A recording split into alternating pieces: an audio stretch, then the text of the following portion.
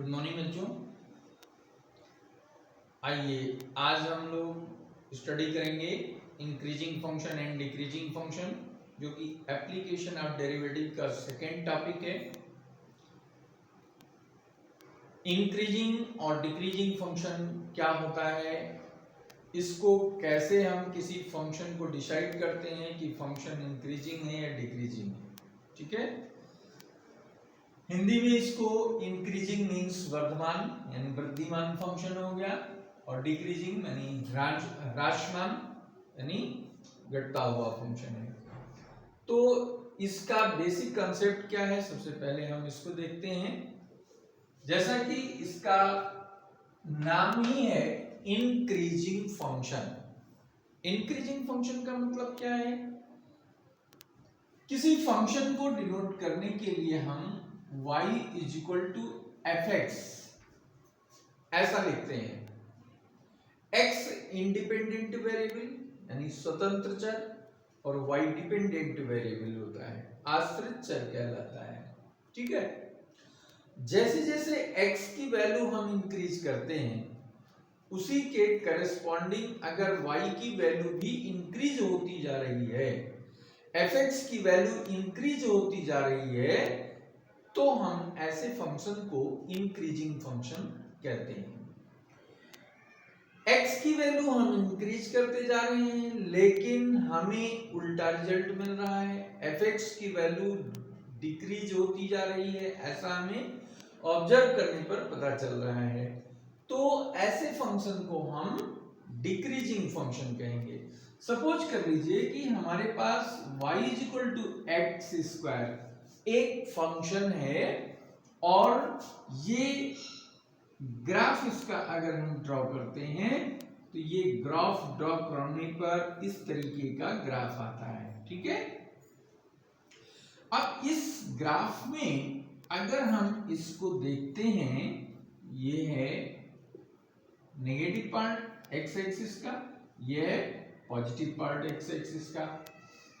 तो x is greater than 0 की जब हम बात करते हैं तो x इज ग्रेटर देन 0 में इस पार्ट में हम देखते हैं जैसे जैसे x की वैल्यू इंक्रीज करते जाते हैं तो उसके करस्पॉन्डिंग जो y की वैल्यू हमारे पास है वो इंक्रीज होती जा रही है। ये सपोज कर लो x1 है, ये x2 है, ये x3 है, ये y1 है, ये y2 है और ये y3 है। ठीक है, तो ऐसे केस में यहां पे हम देख रहे हैं x1 less than x2 less than x3 बन रहा है, और उसके करस्पॉन्डिंग वैल्यू देखें fx1 less than fx2 less than fx3, ये रिलेशन प्राप्त हो रहा है। तो इससे ये पता चलता है कि ये फंक्शन राइट साइड का जो ग्राफ है ये डिनोट कर रहा है इंक्रीजिंग फंक्शन को, और लेफ्ट साइड में अगर हम देखते हैं, सपोज कर लीजिए कि ये अल्फा पॉइंट है, ये बीटा पॉइंट है और ये गामा पॉइंट है।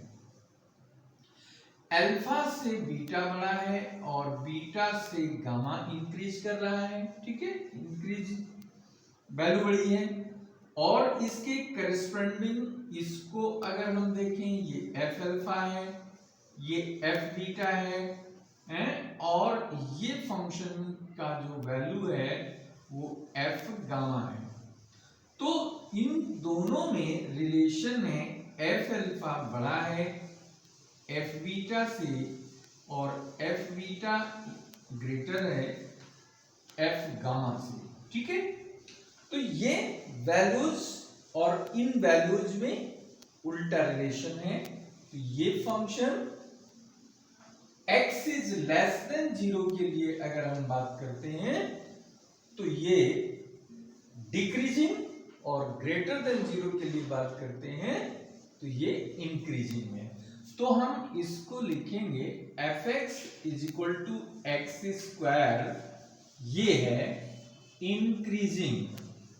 इंक्रीजिंग कब है, for x is greater than 0 और डिक्रीजिंग क्या होगा for x is less than 0।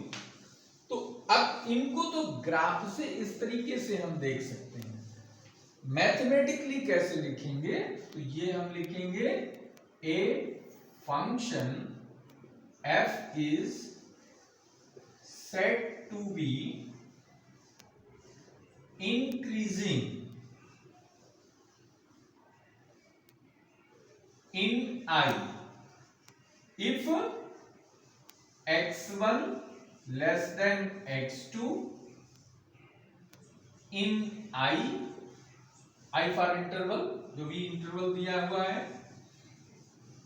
This implies that fx1 is less than fx2 for every x1 x2 belongs to, suppose कर लीजिए हमारे पास कोई इंटरवल है ए बी इंटरवल है, तो ये इंक्रीजिंग कहलाएगा जब ये कंडीशन होगी, और function is said to be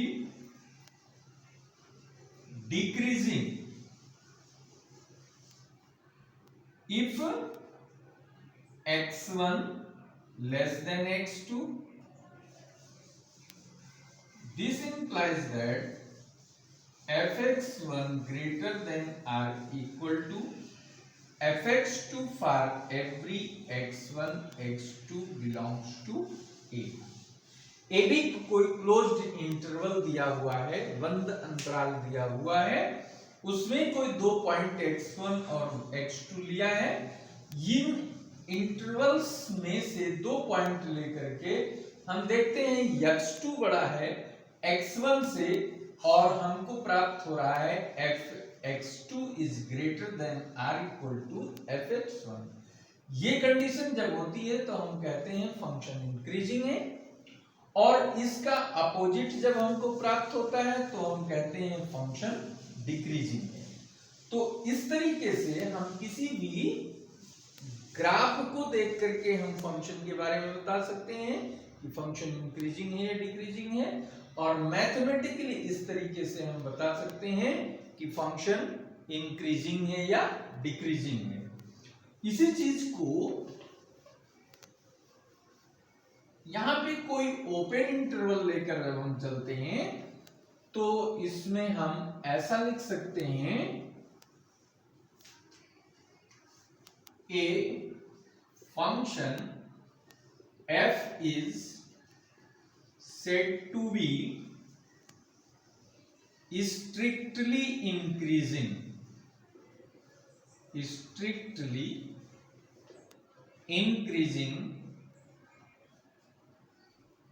if x1 x2 belongs to ab। Open interval है, ab कोई ओपन इंटरवल है, इस ओपन इंटरवल में ये ऐसा है, और x1 लेस देन x2 है, तो fx1 लेस देन fx2। ये कंडीशन जब आती है तो हम कहते हैं फंक्शन स्ट्रिक्टली इंक्रीजिंग, यानी निरंतर वर्धमान फलन है। और इसी में function f is said to be strictly decreasing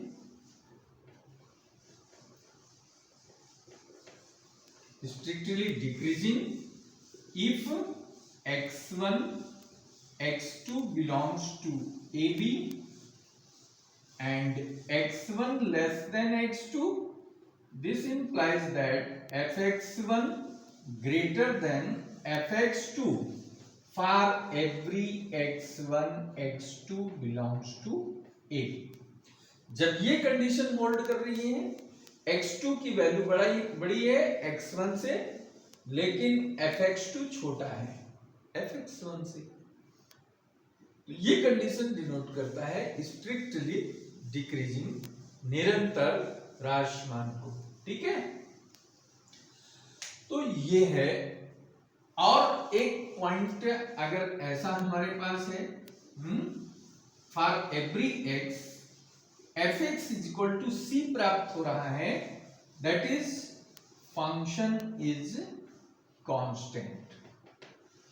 function जब कांस्टेंट होगा तो यहां पर फंक्शन ये neither increasing nor decreasing denote करेगा। तो डिक्रीजिंग और स्ट्रिक्टली डिक्रीजिंग में क्या डिफरेंस है?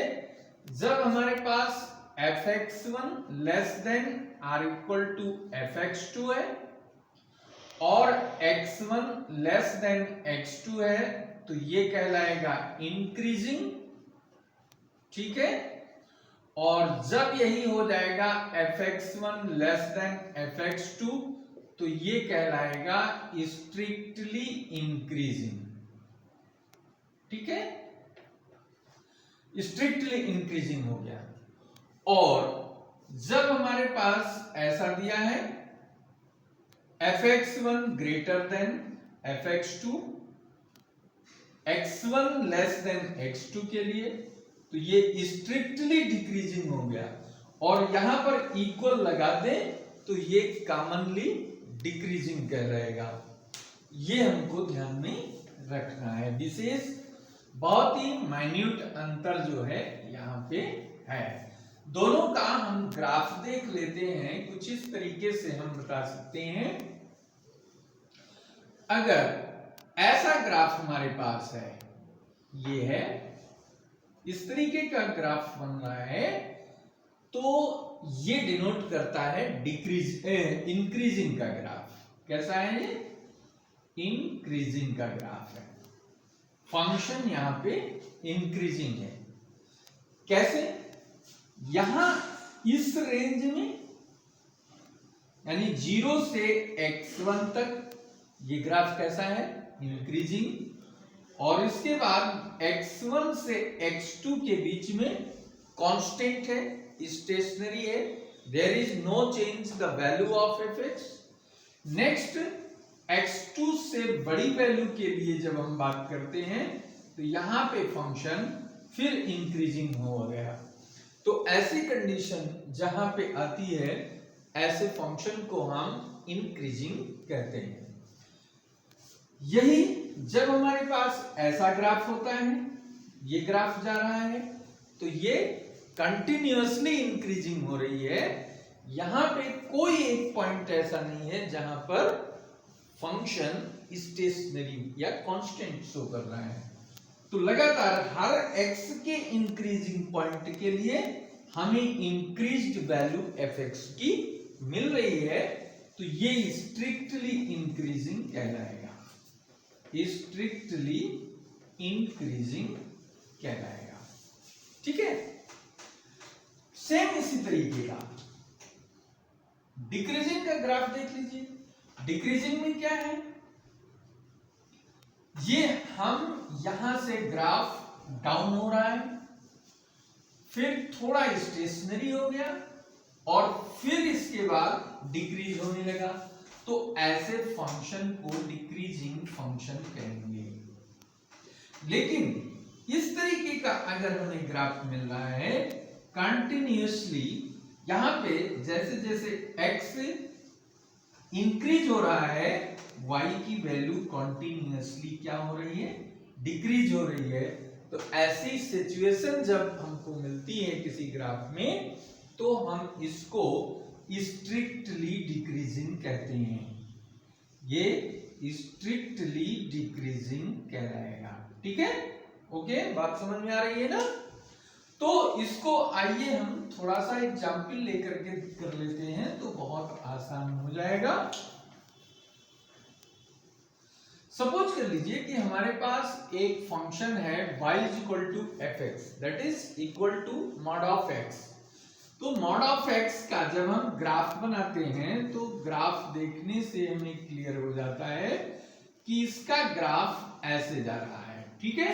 ये y is equal to plus x के लिए है और ये y is equal to minus x के लिए है।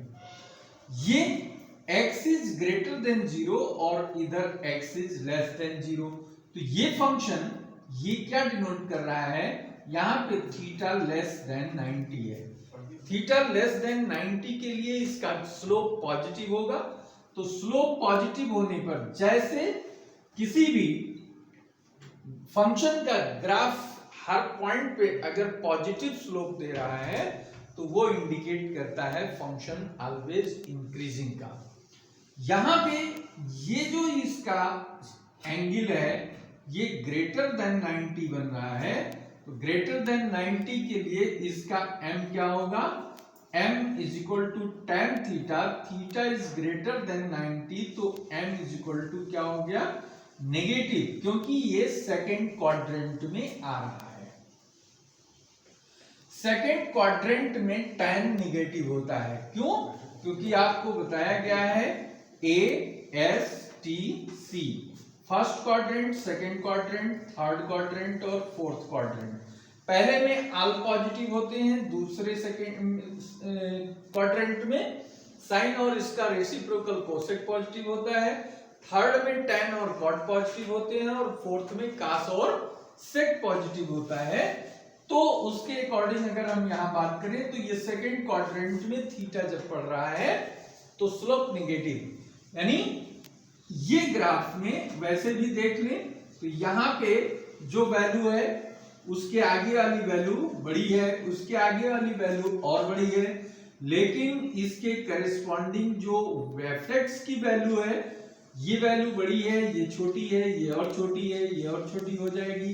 तो as well as we increase the value of x, accordingly the value of fx decreasing.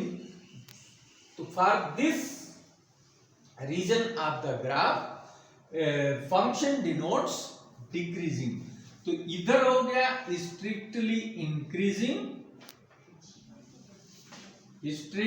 increasing और इधर का ग्राफ बता रहा है strictly decreasing। ये देखने से क्लियर हो जाता है, ठीक है ना। और मैथमेटिकली कैसे प्रूफ करेंगे, तो मैथमेटिकली प्रूफ करने के लिए हम आपको बताते हैं y इक्वल टू fx कोई फंक्शन सपोज कर लीजिए कि 5x प्लस 7 है। अब ये linear y equal to mx plus c के फॉर्म में आ रहा है। x का जो कोफिशिएंट है वो पॉजिटिव है तो m is equal to 5 means क्या हो गया, ग्रेटर देन 0, इसलिए ये सिंपली आप बता सकते हैं स्ट्रिक्टली इंक्रीजिंग फंक्शन है। ये आप ओरल देख करके तुरंत बता सकते हैं, लेकिन इसको बोर्ड में अगर आपको प्रूफ करके दिखाना है तो हम लिखेंगे let x1 x2 belongs to R and relation ऐसा लेते हैं कि x1 लेस देन x2, तो इसके अकॉर्डिंग 5 से मल्टीप्लाई कर दो, 5x1 less than 5x2 plus 7 दोनों तरफ ऐड कर दो तो ये प्लस 7, 5x2 प्लस 7, ये हो गया fx1 लेस देन fx2। जो रिलेशन यहां पे मिल रहा है वही रिलेशन यहां पे मिल रहा है for every x1 x2 belongs to R। therefore we can say that f is strictly increasing function है। ये हो गया, ठीक है। लेकिन अगर यहां पे लिखा होता y is equal to -3x plus 6, यहां पे x का कोफिशिएंट क्या है, नेगेटिव है, यानी m कैसा है, -3 लेस देन 0 है। तो इसका जो ग्राफ आएगा वो इसका जो ग्राफ आएगा कुछ इस तरीके का बनेगा, यहाँ थीटा ग्रेटर देन 90 बनेगा तो m नेगेटिव में आ जाएगा। तो यहाँ पे देखने से पता चल रहा है कि x की वैल्यू जैसे जैसे आप इंक्रीज करोगे वैसे वैसे y की fx की वैल्यू डिक्रीज होती जा रही है। तो ये देख करके आप ऑब्जर्वेशन से सीधे इसको बता सकते हो कि ये स्ट्रिक्टली डिक्रीजिंग है, लेकिन इसको मैथमेटिकली कैसे दिखाएंगे, तो इसके लिए भी वही चीज है, x1 x2 belongs to R। Late कर लिया मैंने, ये पॉलिनोमियल फंक्शन है लीनियर में, तो x1 less than x2, 2 points हमने इस तरीके से ले लिया है, और इसके अकॉर्डिंग बनाने के लिए 3x1, अब -3 से दोनों तरफ जब मल्टीप्लाई करेंगे तो ये -3x2 हो गया, +6 ऐड करेंगे, +6 बोथ साइड्स, +6 हो गया, तो ये fx1 greater than fx2 for every x1 x2 belongs to R। ये रिलेशन हमको मिल गया, ठीक है। अब देखिए x1 लेस देन x2 लेकर चले थे, लेकिन हमको क्या गेन हुआ यहाँ पर, fx1 greater than fx2, opposite relation आया, इसलिए हम कह सकते हैं f is strictly decreasing, f is strictly decreasing, ठीक है। तो ये हो गया। अब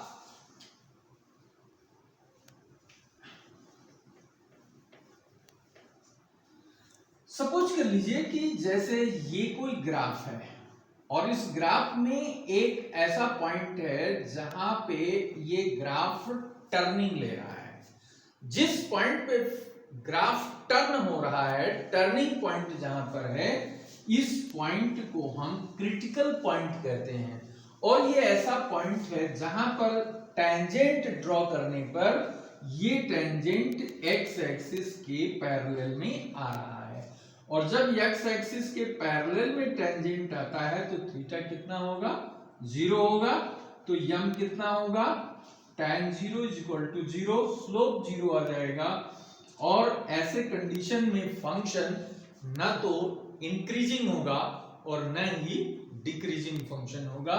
सपोज कर लीजिए कि fx = 5 दिया गया है, तो y = 5 का क्या मतलब है, y = 5 का ये मतलब है कि ये 0 है, ये x एक्सिस के ऊपर से ये ग्राफ जा रहा है, ये है 5 डिस्टेंस पे, ठीक है। तो अब यहां पर ये ग्राफ न तो इंक्रीजिंग शो कर रहा है और न ही डिक्रीजिंग शो कर रहा है, क्योंकि x1 पॉइंट पर जो वैल्यू है वही x2 पॉइंट पर भी fx2 और fx1, ठीक है, fx1 इक्वल है fx2 के, जबकि x1 नॉन इक्वल है, तो ऐसे कंडीशन के ग्राफ को हम क्या कहते हैं, ये कांस्टेंट फंक्शन कहते हैं, और constant function neither increasing nor decreasing function को डिनोट करता है। तो जैसे सपोज कर लीजिए कि fx = e⁵x है, इसको प्रूफ करना है, तो इसको प्रूफ करने के लिए let x1 less than x2 for every x1 x2 belongs to R, ऐसा हमने ले लिया। तो अब इसको हम लिख सकते हैं x1 less than x2 means 5 से इसको मल्टीप्लाई कर दो तो इनइक्वालिटी पर कोई चेंज नहीं आएगा, इसको log e से मल्टीप्लाई कर दो तो ये 5x2 log e हो गया, ठीक है।